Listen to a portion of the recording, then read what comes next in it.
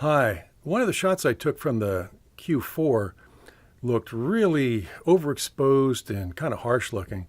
I wanted to come back and try it under different light temperatures just to see if it was that, how much auto correction is a help and how much of it gets in the way and stuff like that. So right now I'm standing in front of a Mole Richardson Biax 4 with a 32K lamps in it. And, I don't know. I can't tell quite from the LCD, but it looks like right here might be slightly overexposed.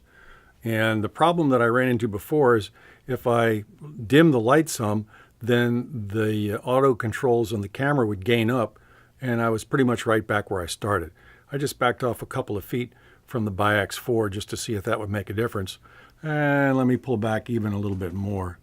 And and now the furry for the pop filter for the mic is starting to get in the way.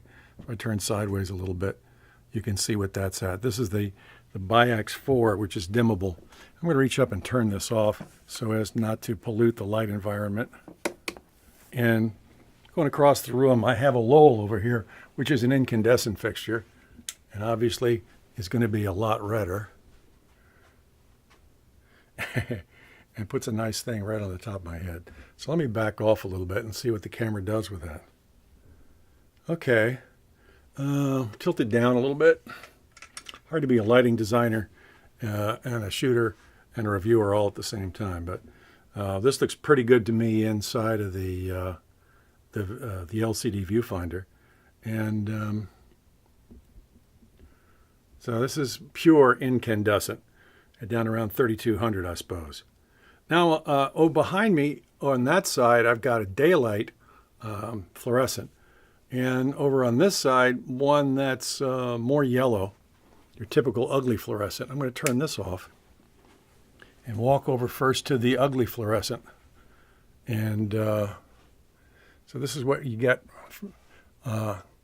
Normally a little green.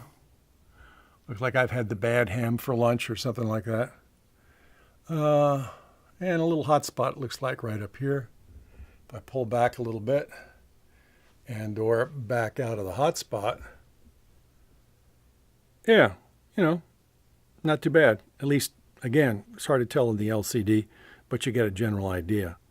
And it's, I guess I'm about 2 feet, a foot and a half off axis from the edge of it. So now let's go over to this guy here. This is more your daylight bulb. And in my viewfinder here, it's looking bluer. Again, I've got this stuff going on, so if I pull back out, so it's not burning my head off.